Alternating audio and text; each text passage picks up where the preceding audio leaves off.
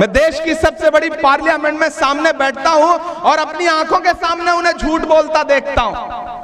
याद है 2014 में उनका नारा कि भाइयों बहनों, देश के खजाने की चाबी मुझे सौंप दो, मैं देश नहीं लुटने दूंगा। उसके बाद देश की हालत क्या हुई?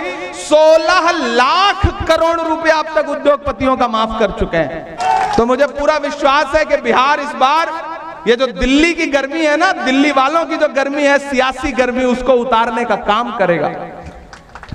मैं तो 4 पंक्तियां पढ़ता हूं हमेशा बिहार को लेकर के कि नफरत के कारोबार को बदलेगा ये बिहार।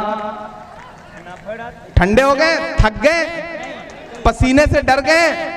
लगना चाहिए मुझे कि मैं बिहार में खड़ा हूं, लगना चाहिए मैं गोपालगंज जिले में महाराजगंज लोकसभा के क्षेत्र में खड़ा हूं। मुझे वो जोश दिखना चाहिए जो बिहार जिसके लिए जाना पहचाना जाता है कि नफरत के कारोबार को बदलेगा ये बिहार, जुल्मत तेरे आसार को बदलेगा ये बिहार, दिल्ली तेरी सरकार को बदलेगा ये बिहार, इस झूठे चौकीदार को बदलेगा ये बिहार, इस झूठे चौकीदार को बदलेगा ये बिहार।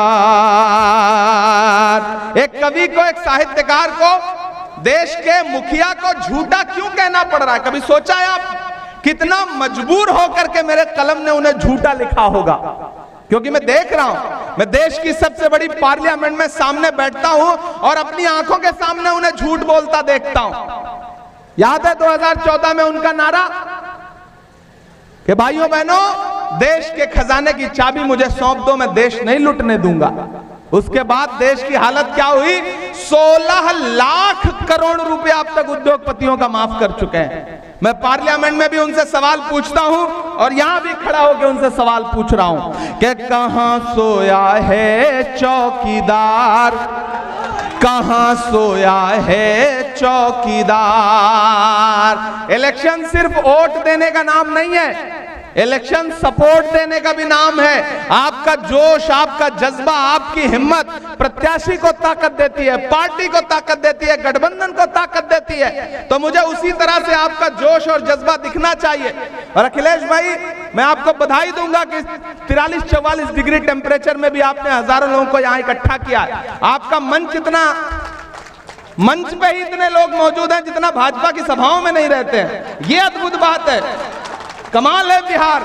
मैं बिहार की इस मिट्टी को सलाम करते हुए पंक्तियां पढ़ता हूं कि कहां सोया है चौकीदार, कहां सोया है चौकीदार, विजय माल्या नाक के नीचे से हो गया फरार, कहां सोया है चौकीदार, कहां सोया है चौकीदार, गैस सिलेंडर की कीमत भी 1000 के पार, कहां सोया है चौकीदार, कहां सोया है चौकीदार, के चाय बेचने वाला पूरा भारत बेच रहा है। बेच रहा है कि नहीं बेच रहा है? बेच रहा है कि नहीं बेच रहा है? सही कह रहा हूं ना मैं? सही कह रहा हूं। तो आए हुए हैं बिहार में, आपकी तोलियां, तालियों का शोर उनके कानों तक भी जाना चाहिए कि चाय बेचने वाला पूरा भारत बेच रहा है, इसी काम में हासिल उसे महारत बेच रहा है, कि रेल बिक गई, तेल बिक गया, बिका हवाई अड्डा।